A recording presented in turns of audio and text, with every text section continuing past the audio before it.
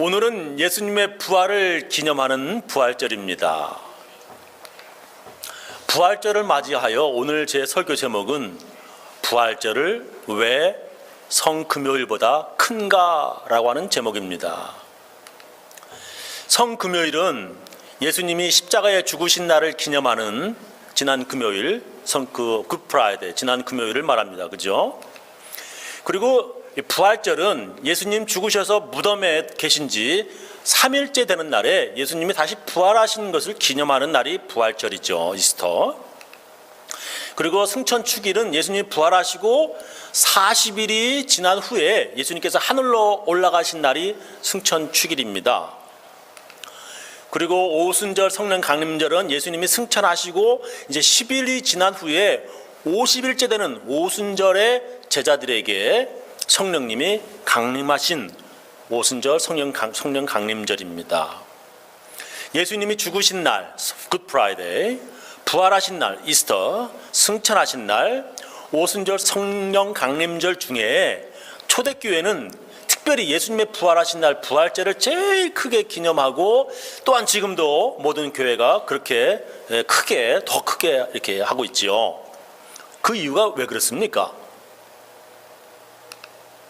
대부분 크리스천들은 예수님의 죽음의 의미, 예수님이 왜 죽으셨는가? 그걸 잘 알고 있습니다. 대부분 크리스천들은 이렇게 믿고 있지요. 내가 죄인인 것을 알고 또한 하나님 앞에 내가 죄인이라고 믿고 있다. 그래서 하나님께서 죄인을 구원하시기 위해, 나를 구원하시기 위해, 죄인은 나를 구원하시기 위해 하나님의 아들 예수님을 인간의 몸으로 이 땅에 보내셨다. 여러분 다 그렇게 믿고 계시죠?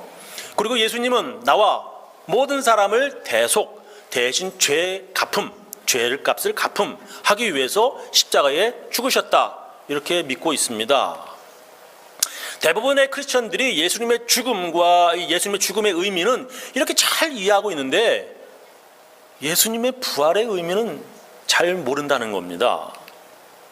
교회는 오래전부터 예수님이 나를 위해 죽으셨다는 것도 중요하지만 예수님이 죽으셨다가 다시 부활하셨다라고 하는 부활절을 더 중요하게 여기고 더 중요하게 생각합니다. 그래서 예수님이 죽으신 굿프라이데이보다도 이스터를 더 크게 기념하고 있습니다. 그 이유는 죄인인 나를 위해, 즉 모든 죄인들을 위해서 죽으신 것도 중요하지만 그보다도 예수님의 부활이 더 중요하기 때문인 것입니다. 그렇다면 왜 예수님이 부활하신 부활절이 나를 위해 죽으신 날보다 더 중요한 겁니까? 그것은 바로 온전한 믿음이기 때문에 그렇습니다. 이제 제가 설명을 할 겁니다. 우리는 오직 믿음으로 구원받습니다. 믿습니까? 우리는 오직 믿음으로 구원받습니다. 우리는 많은 돈을 교회에 갖다 바침으로 구원받는 것도 아니고요. 또한 착하고 올바른 행위로 구원받는 것이 아닙니다. 우리는 오직 믿음으로 구원받습니다. 우리는 오직 믿음으로 구원받는다고 성경책에 여러 번 말씀하시지요. 에베소서 2장 8절 너희가 그 은혜를 인하여 믿음으로 말미암아 구원을 얻었나니 이것이 너희에게서 난 것이 아니요 하나님의 선물이라. 믿음으로 말미암아 구원을 얻었다. 행위에서 난 것, 잘해서 난 것이 아니다. 이는 누구든지 자랑치 못하게 함이니라. 이렇게 말씀하십니다.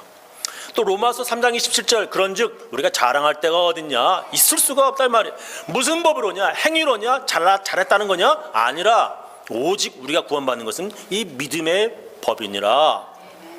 그러므로 사람이 의롭다 하심 얻는 것, 구원받는 것은 율법의 행위에 있지 않고 믿음으로 되는 줄 우리가 인정하노라. 이렇게 말씀하십니다. 성경은 우리들에게 오직 믿음으로 구원받는다. 이렇게 말씀하십니다. 그렇다면 무엇을 믿어야 되는 거예요? 우리가 믿음으로 구원받는데 무엇을 믿어야 되는 겁니까? 믿으면 구원받는다고 하는데 무엇을 믿어야 하는 것입니까? 그것은 예수님의 죽으심과 예수님의 부활하심입니다. 예수님의 죽으심으로 나의 죄가 모두 사해졌다고 믿는 것입니다. 그렇게 믿는 것은 대부분의 사람들이 아주 쉽게 쉽게 믿을 수 있었습니다. 왜냐하면 아주 오래전 구약시대 때부터 사람들이 내가 죄를 지으면 소나 양이나 염소 그러나 돈이 없으면 작은 비둘기 가져와서 죄 지은 나 대신해서 이게 피 흘려서 죽게 하는 것이 구약시대에 아주 오래전부터 그렇게 해왔어요. 내가 하나님께 죄를 지어 죽어야 하는데 그 짐승들이 나 대신에 죽는 것입니다. 구약시대의 이런 것 전통 때문에 사람들은 예수님이 죄 지은 나를 위해 대신 십자가에 죽으셨다 하는 것을 잘 이해하고 잘 믿을 수가 있었습니다. 나 대신 예수님이 죽으셨다라고 하는 것입니다. 그것은 아주 오래전부터 사람들이 그렇게 해왔던 것이고 그래서 이해도 잘 되었습니다. 그런데 믿기 힘든 것이 있었습니다. 그것은 예수님이 죽으셨다가 다시 살아났다고 하는 것을 믿어야 한다는 것입니다. 지금 현재 우리들도 이게 참 믿기 힘들고요. 그 당시에도 이 성경책이 그 당시에도 쓰여진 그 당시에도 예수님 부활을 믿지 못하는 사람들이 많이 있었습니다. 오늘 우리가 읽은 성경 말씀에도 나오죠. 고린도전서 15장 12절 그리스도께서 죽은 자 가운데서 다시 살아나셨다 전파되었거늘 너희 중에서 어떤 이들은 어찌하여 죽은 자 가운데서 어떻게 다시 살아나냐 부활이 없다 하느냐 이렇게 성경책이 오늘 나오죠. 그 당시에 교회 다니는 사람들에게 예수님의 죽음은 이해가 잘 되었어요. 그러나 예수님의 부활은 이게 참 이해하기도 어렵고요. 또한 믿기 어려웠다는 것입니다. 그래서 그 당시 사람들이 더 잘 이해할 수 있고 잘 믿기 위해서 예수님의 죽음과 부활을 아주 쉽게 설명하려고 하는 무리가 있었습니다. 예수님은 하나님의 아들이다. 맞죠? 하나님이 우리와 다르지? 하나님의 아들도 우리와 다르다. 우리는 이렇게 살과 피를 가지고 있고 또한 먹고 이렇게 배설해야 하지만 하나님의 아들은 우리의 몸과 다르다. 즉 하나님의 아들 예수님은 귀신이라는 거예요. 영이라는 거예요. 어떻게 하나님의 아들이 우리와 같은 이 더러운 육체를 가질 수 있는가? 육체는 더럽고 영은 깨끗하다. 그래서 하나님의 거룩한 아들 예수님은 우리와 같은 이런 더러운 육체를 가지지 않았다. 영이신 예수님께서 이 땅에서 사람들처럼 먹고 마셨지만 그냥 먹는 채 마시는 채만 했다. 그리고 죽으신 것도 죽는 채만 하였고 사람들은 영이신 예수님을 절대 죽이지 못했다. 영이신 예수님은 하늘로 호련히 사라지셨다라고 주장하는 무리가 있었습니다. 이거 쉽게 이해가 되고 쉽게 믿을 수가 있죠, 그죠? 이것은 그 당시에 이단인 영지주의자라고 하는 그 사람들의 설명이었습니다. 그러니까 예수님의 부활을 잘 설명하는 듯 했지만 예수님을 사기꾼으로 만들었습니다. 영으로 오신 하나님의 아들 예수님은 배고픈 척, 목마른 척, 슬픈 척, 아픈 척, 죽는 척만 했다는 것입니다. 초대교회의 그런 영지주의자들 때문에 고민한 내용들이 성경책에 기록되어 있습니다. 요한일서 4장 1절 사랑하는 자들아 영, 성령이라고 하는 거 다 믿지 말고 오직 이 영들이 하나님께 속하였나 시험해봐라. 많은 거짓 선지자가 세상에 나왔음이니라. 하나님의 영은 이것으로 안다. 곧 예수 그리스도께서 육체로 오신 것을 시인하는 영마다 하나님께 속한 것이요. 예수를 시인하지 아니하는 영마다 육체로 오신 게 아니라 귀신으로 왔어 하는 그런 영마다 하나님께 속한 것이 아니니 이곳이 곧 적그리스도의 영이니라. 오리라 그런 것들이 오리라 한 말을 너희가 들었는데 이제 벌써 세상에 있느니라 이렇게 말씀하시고 있어요. 특별히 22절 말씀 읽었던 말씀을 다른 번역 한국말 다른 번역으로 읽어보겠습니다. 여러분은 하나님의 영을 이것으로 알 수 있으니 곧 예수 그리스도께서 육신을 입고 오셨음을 시인하는 영은 다 하나님께로부터 온 영입니다 라고 이렇게 아주 정확하게 번역되어 있죠. 성경은 하나님의 아들 예수님께서 이렇게 육신을 입고 오셨다고 시인하는 영이 다 하나님께로부터 온 영이라 이렇게 말씀하십니다. 그때부터 이단이라고 하는 것 이렇게 알 수가 있지요, 그죠? 이런 글들을 보면 그 당시 사람들이 얼마나 예수님 부활을 참 믿기 힘들었는가 우리가 대략 짐작할 수가 있습니다. 성경은 우리가 구원받는 믿음 이게 뭐냐 어떤 믿음이냐 아주 확실하게 말씀하십니다. 이것을 믿지 아니하면 구원받을 믿음이 아니야. 즉 가짜 믿음이라고 분명히 성경책에 말씀하세요. 그것이 무엇이냐 하면 예수님의 부활을 믿지 아니하면 가짜 믿음이라고 하는 겁니다. 성경은 우리가 반드시 예수님의 부활을 믿어야 함을 말씀하십니다. 로마서에 딱 나와 있어요. 네가 만일 네 입으로 예수를 주님 하고 시인하며 또 하나님께서 예수님을 죽은 자 가운데서 다시 살리신 것을 네 마음에 믿으면 구원을 얻으리니, 이건 믿어야 구원 얻는 진짜 믿음이라는 거예요. 사람이 마음으로 믿어 의에 이르고 입으로 시인하여 구원에 이르느니라 말씀하십니다. 너무나 분명합니다. 성경은. 진짜 믿음이 뭐냐? 예수를 주여 주여 하는 자마다 모두가 다 진짜 믿음의 사람이 아니라는 것입니다.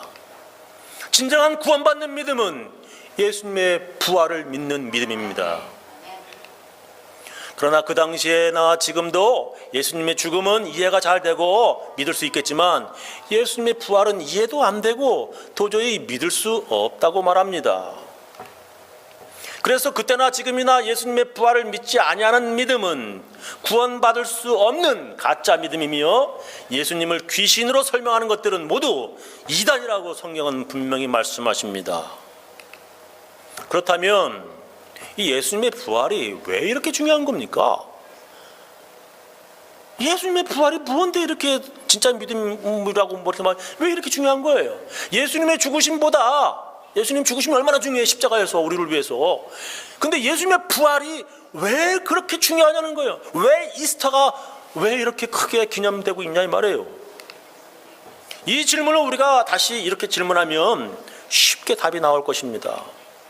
만약에 부활이 없이 그냥 예수님이 죽으셨다면, 예수님이 엄청 채찍을 맞아가지고 피투성이가 되셨고 십자가에 못 박혀 죽으셨다, 끝, 이렇게 됐다면, 만약에 이렇게 끝났다면 어떻게 될까요? 너무나 허무하지 않습니까? 우리를 위해 짐승처럼 비참하게 죽은 하나의 짐승밖에, 동물밖에 안 되는 겁니다. 예수님이 우리의 죄를 위해 죽으셨고 그렇게 죽으심으로 끝났다, 이게 밖에 안 되는 겁니다.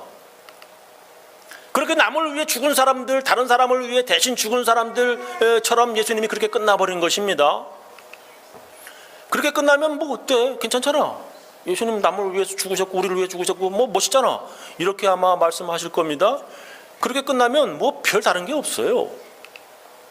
이 땅에 수많은 사람들이 다른 사람을 위해서 대신 죽은 사람들 참 많았었습니다.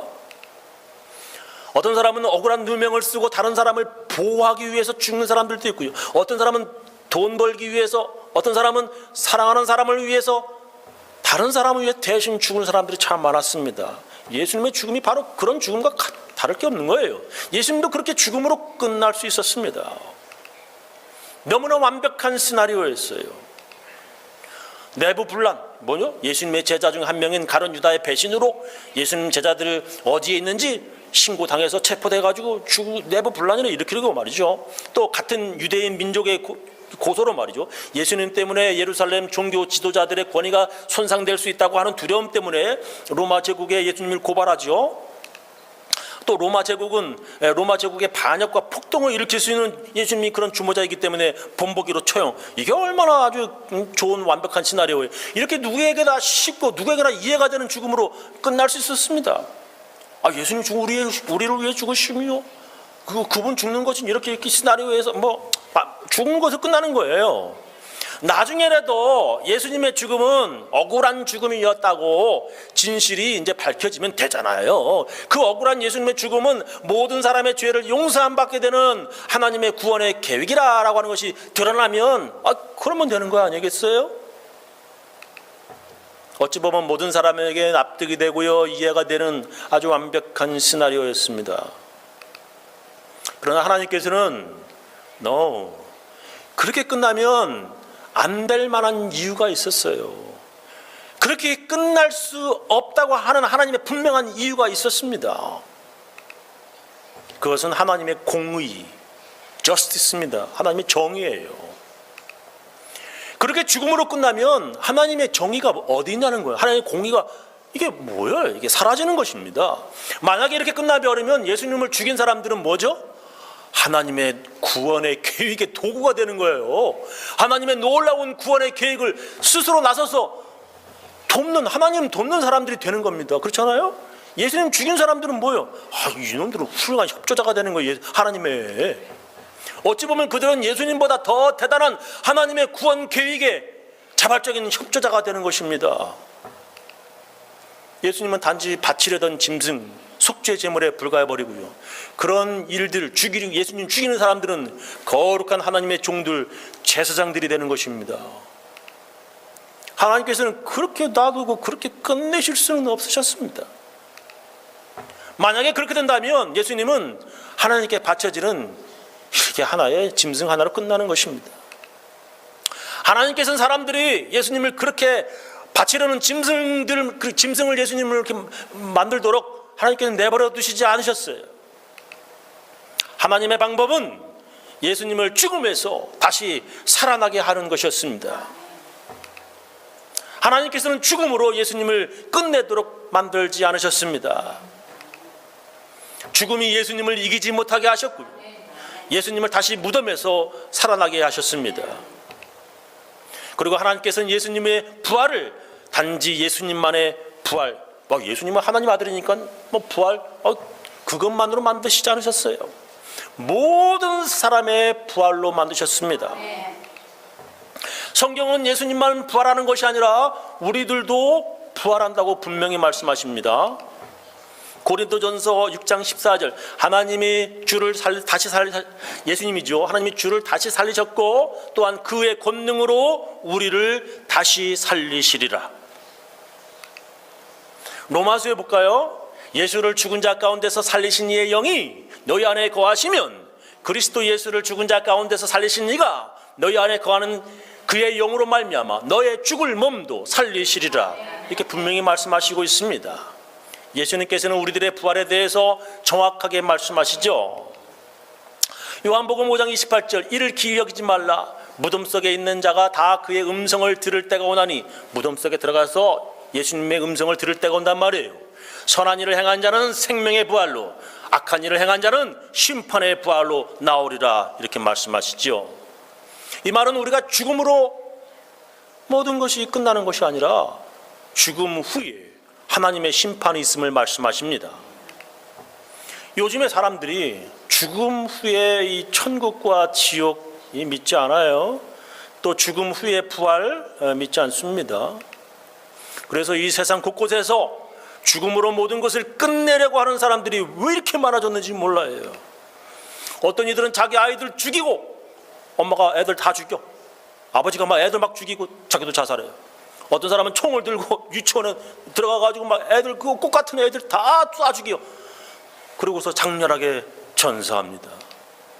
어떤 사람은 비행기 몰고 가다가 일부러 충돌시켜가지고 수많은 사람들을 자기와 함께 죽습니다. 이런 사람들의 뭐죠? 공통점이? 죽음으로 모든 게 끝나버리는 거예요. 죽음으로 모든 게 다 끝나는 거야. 이렇게 다 믿는 거예요, 이 사람들은. 그들에게는 부활도 또한 죽음 후에 하나님의 심판도 없습니다. 그런 사람들은 구원받을 만한 믿음이 없는 것입니다. 그래서 오늘 우리가 함께 읽은 성경 말씀 부활을, 이건 뭐냐, 부활을 믿지 아니하면 뭐요? 헛믿음이라고 말씀하시는 겁니다. 너희들이 믿음이 있냐? 근데 부활을 안 믿어? 헛믿음이야. 헛믿음. 훅 불면 다 날아가는 헛믿음이야. 고린도전서 15장 12절, 그리스도께서 죽은 자 가운데서 다시 살아나셨다 전파되었거늘 너 중에서 어떤 이들은 어찌해서 죽은 자 가운데서 부활이 없다 하냐? 만일 죽은 자의 부활이 없으면 그리스도도 다시 살지 못하셨으리라. 그리스도께서 만일 다시 살지 못하셨으면 우리의 전파하는 것도 헛것이고 또 너희 믿음도 헛것이며, 또 우리가 하나님의 거짓 증인으로 발견되리니 우리가 하나님이 그리스도를 다시 살리셨다고 증거하였습니다. 만일 죽은 자가 다시 사는 것이 없으면 하나님이 그리스도를 다시 살리시지 아니하셨으리라. 만일 죽은 자가 다시 사는 것이 없었으면 그리스도도 다시 사시는 것이 없었을 터이요. 그리스도께서 다시 사신 것이 없으면 너희의 믿음도 헛되고 너희가 여전히 죄 가운데 있을 것이요. 또한 그리스도 안에서 잠자는 자도 망하였으리니 만일 그리스도 안에서 우리의 바라는 것이 다만 지금의 살아가는 이 세상뿐이면 모든 사람 가운데 우리가 더욱 불쌍한 자니라. 그렇지 않겠습니까? 교회에 올 필요가 뭐가 있어요? 헌금 낼 필요가 뭐가 있습니까? 뭘 바둥바둥 크리스찬처럼 살려고 애를 쓸 게 뭐가 있습니까? 뭐가 그렇게 살려고 거룩하게 살려고 애를 쓰게 했어요? 뭘 회개하면서 살겠어요? 참 불쌍한 자죠, 그죠? 이 땅에서 잘 먹고 잘 사는 날만 그런 사람들만 최고죠. 잘 사는 거죠. 예수님의 부활을 믿지 않으면 헛믿음이라고 하는 것입니다. 한마디로 예수 믿는다고 말도 하지 말라는 것입니다. 그런 사람들에게는 믿음에 의한 구원이 없다고 하는 것입니다. 구원이 없는 믿음은 불완전한 반쪽짜리 믿음입니다. 예수님 죽으면 나의 죄를 위해서 믿어. 근데 예수님의 부활은 안 믿어. 그건 뭐예요? 반쪽의 헛믿음이에요. 예수님의 죽음이 나의 구원이라고 믿는 믿음도 중요하지만 예수님의 부활도 함께 믿어야 이게 온전한 믿음이 되는 것입니다. 성경이 기록될 그때나 지금이나 마귀는 우리들의 믿음이 이게 헛일되도록 애를 얼마나 쓰는지 몰라요. 반만 믿게 만드는 거예요. 우리는 우리를 구원받지 못하게 하는 그런 적그리스도의 영을 분별해야 합니다. 요약하면서 제 설교를 마치겠습니다.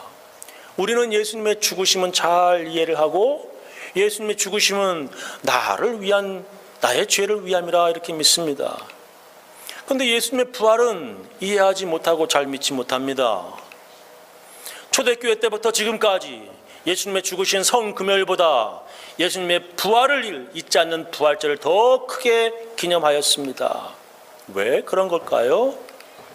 그것은 온전한 믿음 때문에 그렇습니다. 우리는 믿음으로 구원받습니다. 온전한 믿음이 되려면 예수님의 부활도 믿어야 합니다. 예수님의 부활이 없다면 이 땅에서 잘 먹고 이 땅에서 잘 떵떵거리던 잘 살았던 사람들만 좋아지는 것이죠. 부활을 믿지 않는 믿음은 하나님의 심판이 없다고 믿는 믿음과 다를 바 없습니다. 그런 믿음은 헛믿음입니다. 마귀는 우리의 믿음을 그렇게 구원받지 못하는 헛믿음 되도록 애를 씁니다.